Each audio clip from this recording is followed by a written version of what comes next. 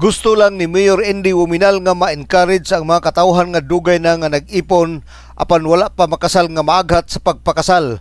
Kini mo'y pamahayag ni Mayor Andy Wuminal Jr. atol sa interview sa media sa Kasalan ng Bayan February 2024 niadtong adlaw Biyernes Pebrero 23, 2024 sulod niining bulan sa gugma.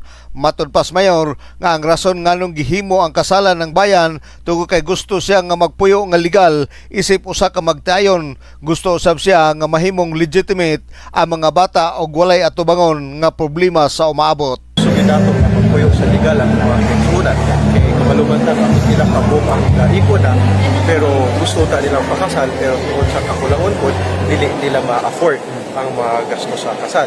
So ang kaduha pod nga rason gawasan ng grupo ng mga tao gusto po nato ma-encourage kay naman po ito'y mga gaipo na wala na sila plano magpakasal kay ilang paglantaw okay naman sila anak kabora man sila no wala na nila gihuna-huna nga unsay importance sa pagpakasal gyud sa formal.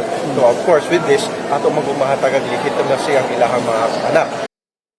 Atol sa nasangpit nga kalihukan sa Kasalan ng Bayan, midawat og kas nga 30,000 pesos ang matag kinasal nga gikan ni Governor Henry Wuminal, Congressman Ando Wuminal ug Mayor Andy Wuminal. Mga gift certificate nga appliances sa Gloria Bazaar, food certificate, wedding cake, ang 180 kaparisan aron makasugod sila sa ilang panginabuhi isip bag-ong kinasal.